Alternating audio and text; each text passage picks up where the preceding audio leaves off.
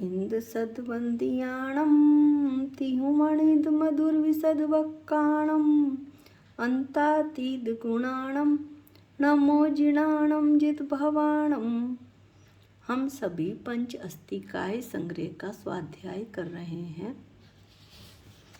और इसमें अब हम षट द्रव्य का वर्णन है और प्रथम अधिकार में और पंच अस्तिकाय का वर्णन है। अब हम पंच अस्तिकाय का वर्णन कर रहे हैं, जिसमें कि हम पंच अस्तिकाय में से भी सबसे पहले जो पंच अस्तिकाय में नहीं है वो द्रव्य यानी कि काल द्रव्य को आचार्य ने लिया है। काल द्रव्य को पिछली गाथा 23 में भी बताया गया था और अब गाथा 24 में आचार्य काल द्रव्य का स्वरूप बता रहे हैं कि काल द्रव्य यानी निश्चय काल का क्या स्वरूप है, उसके क्या क्या लक्षण हैं, क्या क्या गुण उसमें हैं, ऐसा आचार्य बता रहे हैं। हम गाथा पाठ करते हैं। वव गद पण वर्ण रसो वव गद्दो गंध अठ फासो य अगुरु लहु गो अमुत्तो वट्टण लखो य कालोती। अन्व्यार्थ हम प्राकृत भाषा में ही लेते हैं और पहले ज्यों का त्यों पढ़ेंगे। कालोती काल, निश्चय काल। वव गद वर्ण रसो 5 वर्ण और 5 रस रहित है। वव गद्दो गंध 8 फासो 2 गंध और 8 स्पर्श रहित है। आगुरु लहु को आगुरु लघु अमुत्तो अमूर्त है।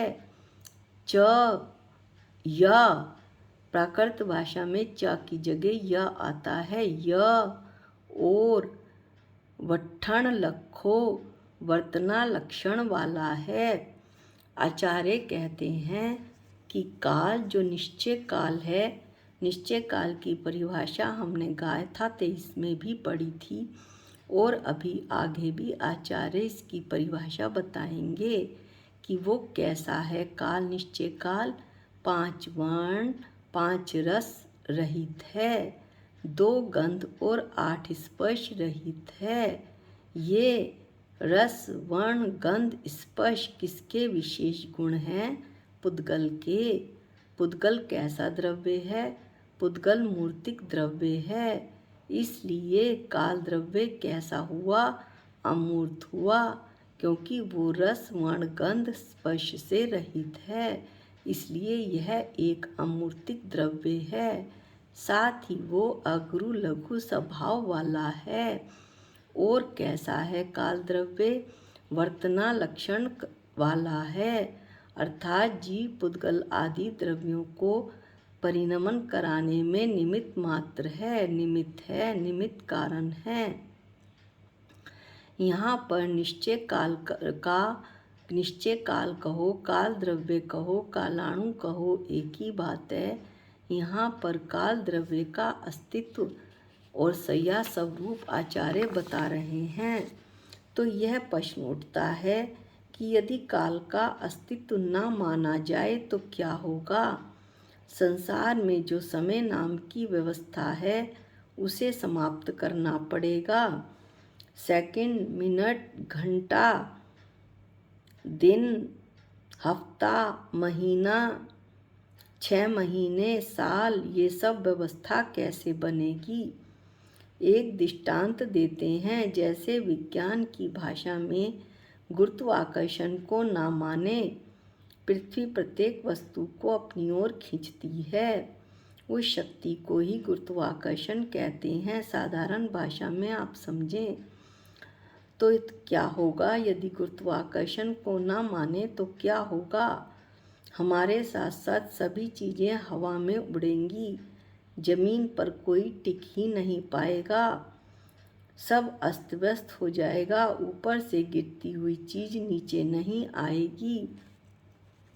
तो गुरुत्वाकर्षण को मानना ही पड़ेगा। इस प्रकार काल द्रव्य का अस्तित्व भी सिद्ध किया जा रहा है। अब यहाँ पर आचार्य ने इस गाथा में टीका ना करके सीधे भावार्थ कर दिया है, लिख दिया है अमरचंद आचार्य ने, पर भावार्थ भी बड़ा ही सुंदर है और बड़ा ही आत्मा को अच्छा लगने वाला है, आनंद प्रदान करने वाला है। अब यहाँ पर भावार्थ में निश्चय काल का स्वरूप कहा है। हम पाठ करते हैं, लोकाकाश के प्रत्येक प्रदेश में एक एक काल द्रव्य यानी कि कालाणु स्थित है। यह जो कालाणु है, काल द्रव्य है, सो निश्चय काल है। आचार्य कहते हैं कि लोकाकाश के एक एक प्रदेश पर एक एक कालाणु, जिसे काल द्रव्य भी कहते हैं, मोती के समान स्थित होता है और यह निश्चय काल है। अगली बात बताते हैं कि आलोकाकाश में कालाणु काल द्रव्य नहीं है। अब ये आलोकाकाश क्या हुआ, तो सुनिए। आकाश एक अखंड द्रव्य है, लेकिन वो दो भागों में बटा है, लोकाकाश और आलोकाकाश। यद्यपि आकाश जो है, जो लोकाकाश में आकाश है, वही आलोकाकाश में है, लेकिन इस पूरे द्रव्य के यानी आकाश द्रव्य के दो भाग इसलिए करे, लोकाकाश में 6 द्रव्य रहते हैं आकाश समेत, लेकिन आलोकाकाश में केवल आकाश द्रव्य ही रहता है। इसलिए आचार्य यहाँ पर कह रहे हैं कि आलोकाकाश में काल द्रव्य नहीं है। इससे संबंधित एक प्रश्न भी, बड़ा सुंदर प्रश्न भी शिष्य पूछेगा आगे। हम आगे गाथा पाठ करते हैं।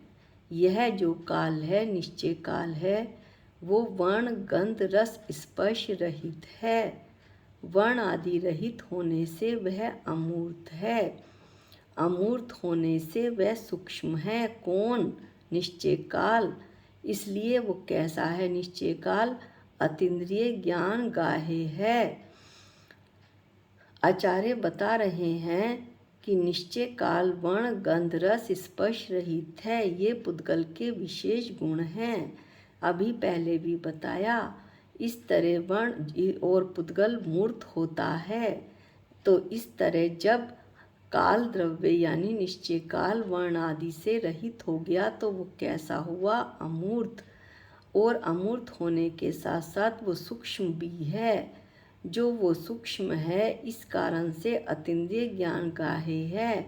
अतीन्द्रिय ज्ञान यानी सामान्य जीव को अतीन्द्रिय ज्ञान नहीं होता, ऐसा ज्ञान जो इंद्रियों के बिना ज्ञात जाना जाए, इंद्रियों के बिना जिससे जाना जाए, जिस ज्ञान से, ऐसा ज्ञान केवल ज्ञानी के पास होता है। अतीन्द्रिय ज्ञान जिसे केवल ज्ञान कहते हैं। अतः ये निश्चय काल केवल ज्ञान गम्य है, ऐसा बता रहे हैं। अब इसका दूसरा गुण बतलाते हैं कि गाथा पाठ करते हैं और वह षटगुणी हानि विद्धि सहित आगुरु लघुत्व स्वभाव वाला है। वह कौन? निश्चय काल। निश्चय काल कैसा है?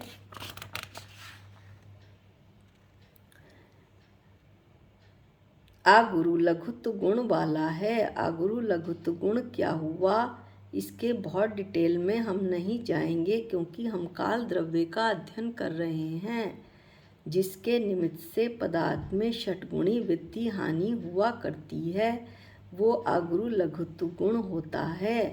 प्रत्येक द्रव्य में स्वतंत्र रूप से अपना अपना आगुरु लघुत्व गुण होता है। और अब इसका अगला लक्षण आचार्य बता रहे हैं कि काल का लक्षण वर्तना हेतुत्व है, यानी कि जो काल है वो परिणमन में सहायक है। जीव पुद्गल आदि द्रव्यों के परिणमन में सहकारी कारण है। कुछ दृष्टांत देकर आचार्य इस बात को स्पष्ट कर रहे हैं कि जिस प्रकार ये पहला दृष्टांत शीत ऋतु में स्वयं अध्ययन करते हुए पुरुष को अग्नि सहकारी बहिरंग निमित्त कारण है। पहले इस दृष्टांत को समझते हैं। सर्दियों का मौसम है, कोई पुरुष अध्ययन कर रहा है। अध्ययन करने का सामर्थ्य स्वयं पुरुष में है, लेकिन उसे शीत सर्दी के कारण अध्ययन करने में कठिनाई हो रही है। इसके लिए यदि उसके पास में सिगड़ी जलाकर जो पहले कच्चे कोयले डालकर रखे जाते थे वो रख दिए जाएं, तो वो उसके अध्ययन में बहिरंग कारण बनेगा, निमित्त कारण बनेगा। उपादान कारण तो स्वयं पुरुष ही है। पिछली गाथा में हमने बताया था कि दो प्रकार के कारण होते हैं, निमित्त कारण और उपादान कारण। उपादान कारण स्वयं वस्तु में होता है और निमित्त कारण बाहर से बनता है।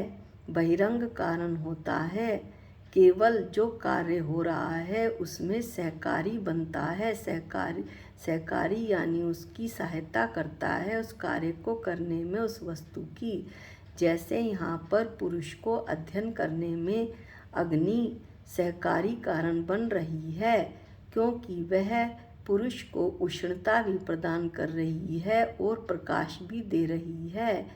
आजकल तो अग्नि की जगह मॉडर्न युग में लोग हीटर लगाते हैं, जो लाइट के साथ साथ गर्माइश भी देता है। इसी प्रकार दूसरा दृष्टांत अब आचार्य देते हैं। दृष्टांत को छोटे छोटे दृष्टांतों की सहायता से वो हमें जैन धर्म के बड़े बड़े सिद्धांत दाष्टान्त बता रहे हैं, और ये दृष्टांत समझ लें तो दाष्टान्त समझने में बड़ी आसानी हो जाती है। आचार्य कहते हैं, जिस प्रकार स्वयं घूमने की क्रिया करते हुए कुम्हार के चाक को नीचे की कीली सहकारी है, यानी कि जो कुम्हार का चाक है उसमें घूमने की क्रिया तो स्वयं हो रही है, घूमने की योग्यता उसमें स्वयं में है, लेकिन जो उसकी नीचे की किल्ली है वो केवल निमित्त कारण है, बाहर से कारण है। अब ये दृष्टांत देकर आचार्य दाष्टान्त बताते हैं कि इसी प्रकार निश्चय से स्वयं परिणाम को प्राप्त जीव पुद्गल आदि द्रव्यों को व्यवहार से कालानुरूप निश्चय काल बहिरंग निमित्त है।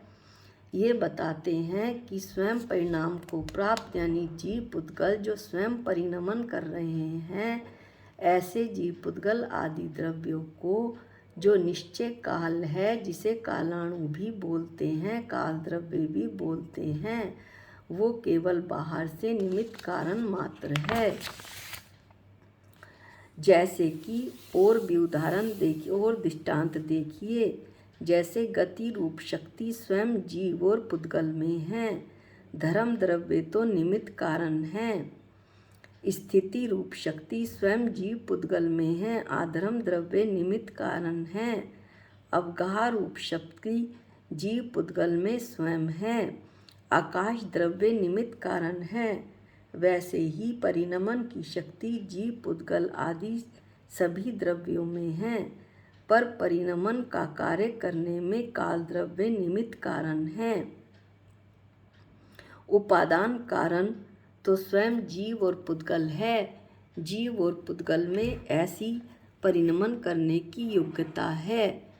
अब आगे बताया है कि जैसे धर्म द्रव्य जबरदस्ती किसी द्रव्य को गति नहीं कराता, यानी जीव पुद्गल को जबरदस्ती गति नहीं कराता, उसी तरह काल द्रव्य किसी भी द्रव्य को जीव पुद्गल आदि द्रव्य को जबरदस्ती परिणमन नहीं करवाता, बल्कि परिणमन करते हुए द्रव्य में सिर्फ बाह्य कारण बनता है, निमित्त कारण बनता है, सहकारी कारण बनता है। यह इस गाथा को बताने का प्रयोजन है। अब आगे शिष्य एक बड़ा अच्छा प्रश्न पूछ रहा है कि हमने अभी बताया था कि आलोकाकाश में काल द्रव्य नहीं है। उसी से संबंधित प्रश्न शिष्य कर रहा है कि जब आलोकाकाश में काल द्रव्य ही नहीं है तो वहाँ आकाश का परिणमन किस प्रकार हो सकता है। आकाश तो है आलोकाकाश में, उसका परिणमन किस प्रकार होगा। आचार्य 2-3 दृष्टांत देकर बड़े सुंदर तरीके से इसका उत्तर देते हैं। उत्तर पाठ करते हैं। जिस प्रकार लटकती हुई लंबी डोरी को, लंबे बांस को या कुम्हार के चाक को एक ही स्थान पर स्पर्श करने पर भी सर्वत्र चलन होता है। ये पुद्गल संबंधी उदाहरण हैं और दृष्टांत हैं। इन्हें हम एक एक करके समझेंगे। पहले लंबे बांस को लेते हैं। लंबे बांस की तुलना हम क्रिकेट के बैट से करते हैं।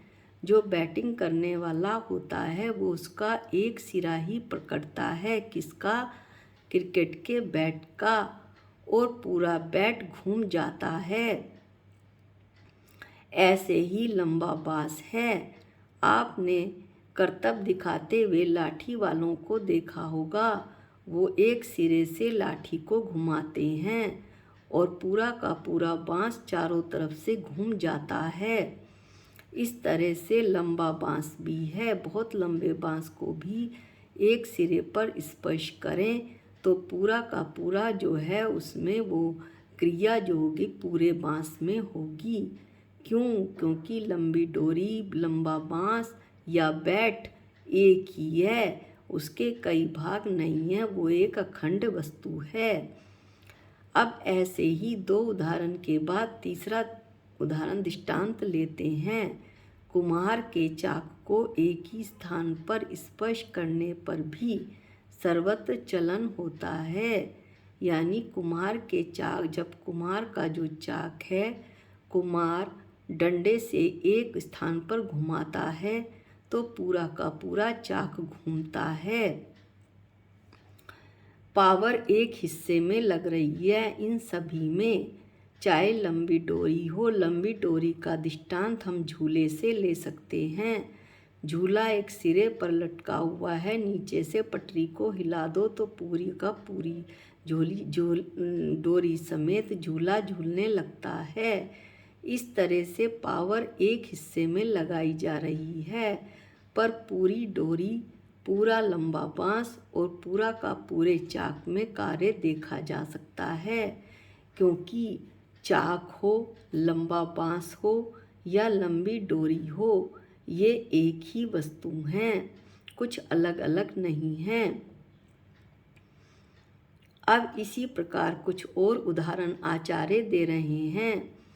जिस प्रकार गाथा पाठ करते हैं, जिस प्रकार मनोज्ञ स्पर्शन इंद्रिय विषय का अथवा रसना इंद्रिय विषय का शरीर के एक ही भाग में स्पर्श होने पर भी संपूर्ण आत्मा में सुख का अनुभव होता है। अब इस लाइन का विवरण देखते हैं कि जिस प्रकार, किस प्रकार मन को पसंद आने वाली स्पर्शन इंद्रिय का विषय, स्पर्शन इंद्रिय का विषय जैसे ठंडी हवा पीठ पर लगी तो पीठ को ना अच्छा लगकर पूरे सर्वांग में, पूरे शरीर में आत्मा इसका अनुभव करेगी, ठंडेपन को जानेगी और आनंद का अनुभव करेगी। आत्मा करेगा, बल्कि यहाँ पर आप आत्मा को करेगा सुनिएगा कि आत्मा ठंडे को जानेगा, आनंद का अनुभव करेगा। क्योंकि जानने देखने वाला तो आत्मा है, ज्ञाता दृष्टा तो आत्मा है, शरीर नहीं। इस तरह से ठंडी हवा पीठ में लगी, परंतु संपूर्ण आत्मा ने सुख का अनुभव किया, आनंद का अनुभव किया। उसके सभी प्रदेशों में, असंख्यात प्रदेशों में वो आनंद फैला। इस प्रकार सर्पदंश आगे पाठ करते हैं गाथा। इसी प्रकार सर्पदंश या घाव आदि शरीर के एक भाग में होने पर भी संपूर्ण आत्मा में दुख का वेदन होता है। ऐसे ही किसी को सांप ने काट लिया हो, सांप को काटने का तो दृष्टांत थोड़ा कम समझ में आएगा। जैसे मधुमक्खी को तो कई लोगों ने मधुमक्खी से तो कई लोगों कटे होंगे, या मधुमक्खी ने कई लोगों को काटा होगा और उन्हें अनुभव भी होगा। ततैया तो बहुत ही काट लेता है कई बार। तो ततैया और मधुमक्खी का जो काटते हैं वो काटते तो एक ही जगह पर हैं, लेकिन संपूर्ण आत्मा दुख का अनुभव करती है और संपूर्ण शरीर में वेदना होती है। ये वेदना आत्मा अनुभव करती है। अब आचार्य इतने सारे दृष्टांत देकर दाष्टान्त पर आते हैं। उसी प्रकार बात काल द्रव्य की चल रही थी कि आलोकाकाश में आकाश का परिणमन कैसे हो गया। तो अब आचार्य इतने दृष्टांत देकर अपने दाष्टान्त पर आते हुए बताते हैं कि काल द्रव्य यद्यपि लोकाकाश में है, लेकिन लोकाकाश में होने पर भी वह सारे आकाश में परिणमन करवा देता है। क्योंकि आकाश के कोई अलग अलग भाग नहीं हैं। आकाश एक अखंड द्रव्य है। जो आकाश लोकाकाश में है वही आकाश अलोकाकाश में है। तो लोकाकाश में तो काल द्रव्य है। काल द्रव्य ने वहाँ पर उपस्थित आकाश में परिणमन कराया, तो वो परिणमन लोकाकाश वाले आकाश में भी फैल गया, क्योंकि दोनों लोकाकाश और आलोकाकाश में आकाश एक ही है। आकाश एक अखंड द्रव्य है, लंबी डोरी, लंबे बांस और चाक की भांति, कुम्हार के चाक की भांति। अब आचार्य जो हमने पहले बात बता दी उसे पुनः बताते हैं कि यहाँ यह बात मुख्य ध्यान में रखने चाहिए कि काल किसी द्रव्य को परिणमित नहीं करता। संपूर्ण स्वतंत्रता से स्वयं परिणमित होने वाले द्रव्यों को वह बाह्य निमित्त मात्र है। अभी बताया था कि चाहे धर्म द्रव्य हो, अधर्म द्रव्य हो, आकाश हो, वो किसी भी द्रव्य को धर्म द्रव्य गति रूप परिणमन नहीं करवाता जबरदस्ती, अधर्म द्रव्य स्थिति रूप परिणमन नहीं करवाता, आकाश द्रव्य जबरदस्ती अवगाह नहीं देता। इसी तरह काल किसी द्रव्य को जबरदस्ती परिणमन नहीं करवाता, परंतु जो जीव पुद्गल आदि द्रव्य स्वयं परिणमित स्वतंत्रता पूर्वक हो रहे हैं, ऐसे द्रव्यों में वो केवल बाह्य निमित्त मात्र है, सहकारी कारण मात्र है। ये बात सिद्ध करनी थी। तो ये बात सिद्ध हुई कि काल द्रव्य जो है बाह्य निमित्त निश्चय काल बाह्य निमित्त कारण है। वो किसी भी द्रव्य को जबरदस्ती परिणमन नहीं करा सकता, क्योंकि एक द्रव्य दूसरे द्रव्य का कुछ कर ही नहीं सकता। इसमें भेद ज्ञान भी होता है कि मेरी ही बात बाद में निकल कर आती है कि मैं कौन हूँ। मैं एक चेतन भगवान आत्मा हूँ और पर का कर्ता बनता हूँ। मैं करने वाला, मैं भोगने वाला, मैं खाना खाने वाला। तो मैं तो किसी द्रव्य में कुछ कर ही नहीं सकता। जिन बातों को करने की मैं सोचता हूँ वो तो पुद्गल हैं, उनको मैं कैसे करूँगा। उसके लिए तो जड़ ही होना पड़ेगा। जड़ को करने के लिए मुझे जड़ ही होना पड़ेगा, जबकि मैं तो एक चेतन भगवान आत्मा ज्ञाता दृष्टा हूँ।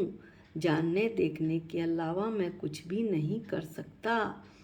इस प्रकार आज की गाथा निश्चय काल का स्वरूप बताकर यहीं ख़त्म करते हैं। गाथा 25 का पाठ हम अगले वीडियो में करेंगे। निज निधि निज में बताई ये अनंत उपकार है, इसके लिए जिन वाणी माँ को वंदनानंत बार है, वंदनानंत बार है। सबको जय जिनेंद्र।